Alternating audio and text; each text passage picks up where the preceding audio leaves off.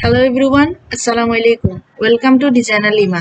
আজকে আমরা basically MS logo ডিজাইনটি তৈরি করা শিখব। তো চলুন শুরু করা যাক।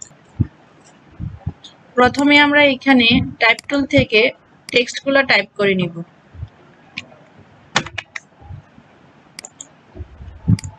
যে কোনো ডিজাইনের প্রথম স্টেপ হচ্ছে ফন্ট সিলেকশন। এটা যদি ঠিক থাকে বাকিগুলো ইজি হয়ে যায়। এটাকে আমরা ক্রিয়েট আউটলাইন করে দিব, আনগ্রুপ করব, দেন এটাকে আমরা এটার সাথে অ্যাডজাস্ট করে নিব।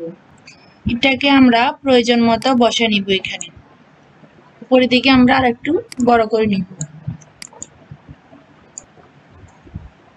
এখন আমরা পেন টুল থেকে এখানে একটা রাউন্ড আকারে শেপ ড্র করে নিব।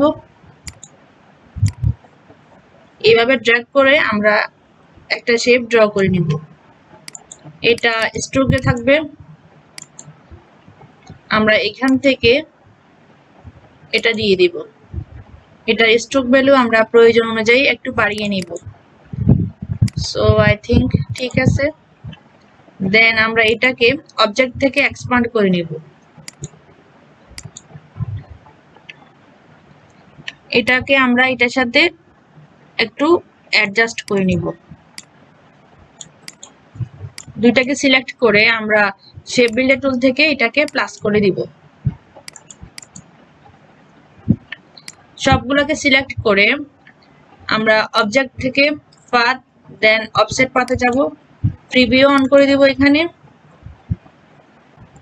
দেন আমরা ওকেতে ক্লিক করব।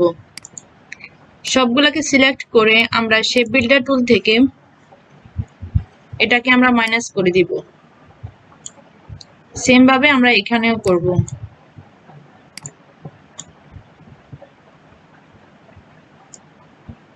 আমি আবারও জুম করে নিচ্ছি।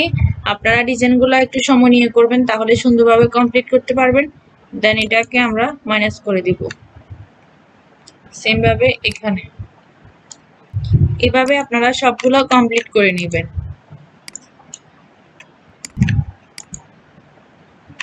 এটাকে আমরা প্লাস করে দিব। সেম ভাবে এটাকে।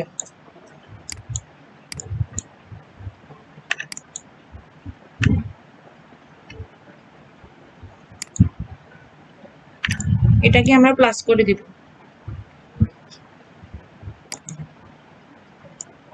এটাকে আমরা গ্রুপ করে নিব কন্ট্রোল জি দিয়ে। এখান থেকে আমরা অ্যালাইন করে দিব।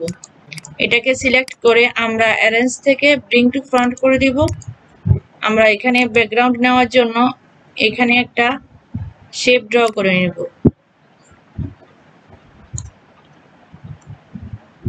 এটার সাথে আমরা এটা মিলিয়ে নিব। এখান থেকে আমরা কালারটা পিক করে নিব।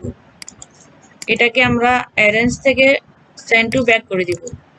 দেন আমরা এটাকে এখান থেকে কালারটা পিক করে নিব।